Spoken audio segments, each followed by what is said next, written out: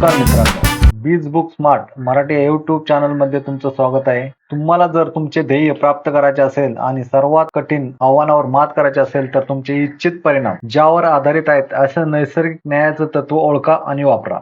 हे तत्व आपण कसे लागू करणार आहोत यात अनेक प्रकार असतील.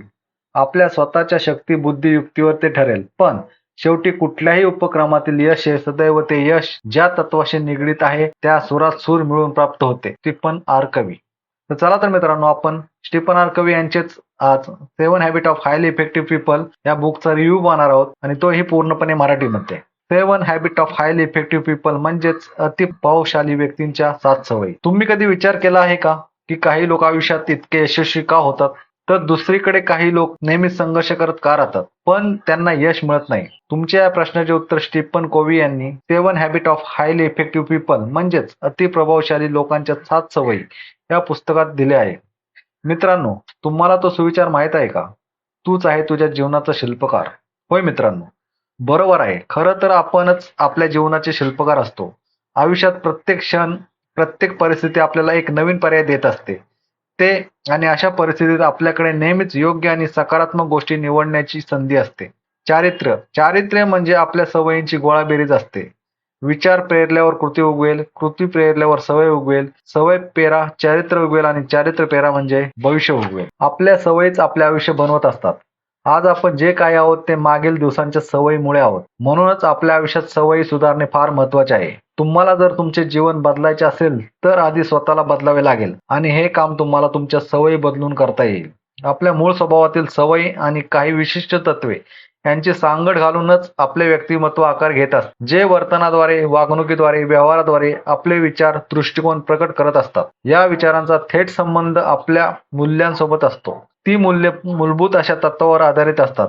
त्यांचा शोध घेऊन जीवनात आचरणात आणून आपण यशस्वी जीवन जगण्यासाठी त्याचा उपयोग करून घेण्यासाठी या सर्वकालीन 7 सवयी महत्वाच्या आहेत. स्टीफन आर कोव्ही यांचे पुस्तक 7 habit of highly effective people 1989 मध्ये प्रकाशित झाले होते, पण आजही हे जगातील सर्वोत्तम सेल्फ हेल्प गटातील पुस्तकापैकी एक आहे. आजही त्यांनी सांगितलेल्या गोष्टी खूप प्रभावी आहेत.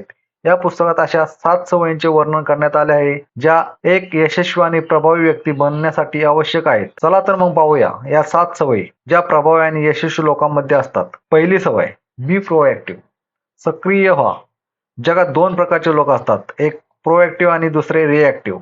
रिएक्टिव्ह लोक जे असतात, जे नेहमी इतरांना दोष देत असतात. असे लोक स्वतःच्या परिस्थितीचा दोष आपल्या फॅमिलीला, मित्रांना किंवा सरकारला देत असतात. दोष देण्यासाठी कोणी नाही भेटले तर असे लोक शेवटी स्वतःच्या नशिबाला दोष देतात. त्यांना असे वाटते की त्यांच्या आयुष्यात जे काही वाईट घडत आहे ते इतरांमुळेच घडत आहे. दुसरीकडे प्रोएक्टिव्ह लोक दुसऱ्यांना दोष देण्याऐवजी जे घडले आहे त्याचे पुढे काय करता येईल याकडे लक्ष देतात. प्रोएक्टिव्ह लोक स्वतःच्या परिस्थितीची स्वतः जबाबदारी घेतात. मित्रांनो, प्रोएक्टिव्ह असणे किंवा सक्रिय असणे याचा अर्थ असा आहे की इतरांच्या बोलण्याचा, वागण्याचा आपल्यावर परिणाम न होऊ देता आपल्या आयुष्यात जे ध्येय आहे त्याकडे फोकस करायचा. अनेकांना इतरांचे वागणे, बोलणे वाईट वाटते. अशा गोष्टींना इग्नोर करायचे सोडून अनेक जण उलट उत्तरे देतात आणि भांडत बसतात.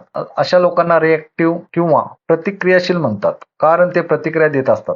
खरे तर रिएक्टिव्ह होण्याऐवजी प्रोएक्टिव्ह म्हणजे लोकांच्या वाईट गोष्टीवर प्रतिक्रिया देऊ नका, त्यांच्याकडे दुर्लक्ष करा आणि शांतपणे तुमच्या ध्येयाकडे वाटचाल करत राहा. जर तुम्ही प्रत्येक निगेटिव्ह गोष्टीला प्रतिक्रिया देत बसलात तर तुम्ही फक्त तुमचा वेळ आणि शक्ती वाया घालवाल. मित्रांनो, तुम्हाला सर्वत्र नकारात्मक लोक आढळतील. घरात, ऑफिसमध्ये, शाळा कॉलेजमध्ये, सोसायटीत. ते तुम्हाला टोमणे मारतील, तुमच्याबद्दल वाईट बोलतील, पण तुम्ही त्यांच्याकडे लक्ष द्यायचे नाही.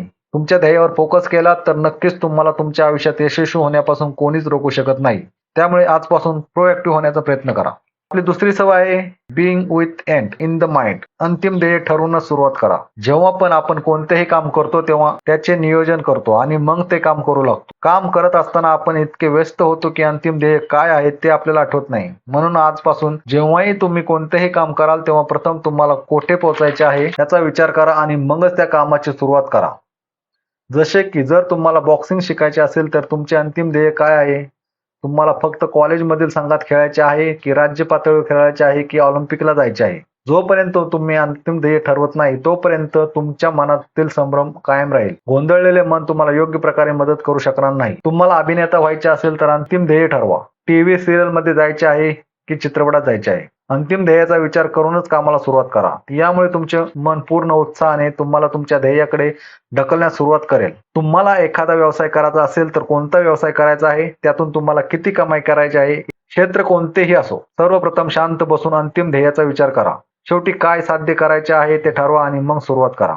तिसरी सवय, पुट फर्स्ट थिंग फर्स्ट. महत्त्वाच्या गोष्टींना प्राथमिकता द्या. मित्रांनो, कधी कधी आपल्याला हजारो गोष्टी करायच्या असतात. त्यामुळे अशा परिस्थितीत कोणते काम करायचे आणि कोणते सोडायचे हे ठरवणे कठीण होऊन बसते. लेखक म्हणतात की अशा परिस्थितीत सर्वात महत्त्वाचे काम आधी केले पाहिजे. आमच्याकडे अनेक कामं असतात. त्यातील काही अत्यंत महत्त्वाचे असतात तर काही अत्यावश्यक असतात. पण कोणते काम कोणत्या वेळी करायचे याचं ज्ञान आपल्याला नसतं. त्यामुळे एकही काम आपण योग्यरित्या करू शकत नाही आणि मग वेळ निघून गेल्यावर आपल्याला वाईट वाटतं. एक बॅलन्स लाईफ जगण्यासाठी तुम्हाला एक गोष्ट समजायला हवी, ती म्हणजे तुम्ही आयुष्यात प्रत्येक गोष्ट करू शकत नाही. स्वतःला स्वतःच्या क्षमतेपेक्षा जास्त कामात व्यस्त करण्याची गरज नाही. जेव्हा गरज पडेल तेव्हा नाही म्हणायला संकोच करू नका. आपल्या महत्त्वाच्या प्रायोरिटीजवर फोकस करायला शिका. सवय 4, थिंक विन विन. सर्वांचा विजय व्हावा असा विचार करा.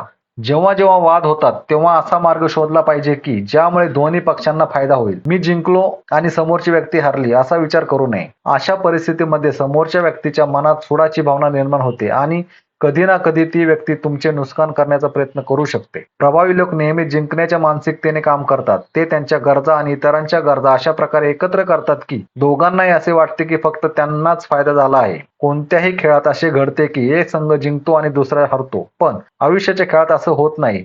जिंकण्यासाठी कोणाला तरी हरावंच लागतं असं नाही. जगातील प्रत्येक गोष्ट प्रत्येकासाठी पुरेशी आहे. केवळ विन विन परिस्थितीतच योग्य संबंध बनू शकतात. आधी समोरच्या व्यक्तीला काय हवे आहे हे समजून घेतले पाहिजे आणि तुमची गरज काय आहे हे समजून घ्या. मग या दोघांमध्ये सामंजस्य निर्माण करून काम करा. या विचाराने अतिप्रभावी लोक प्रत्येकाच्या विजयाचा विचार करतात आणि या सवयीने परस्पर संबंध मजबूत करण्यावर भर देतात. सवय 5, seek first to understand then to be understood. आधी समजून घ्या मग समजवा.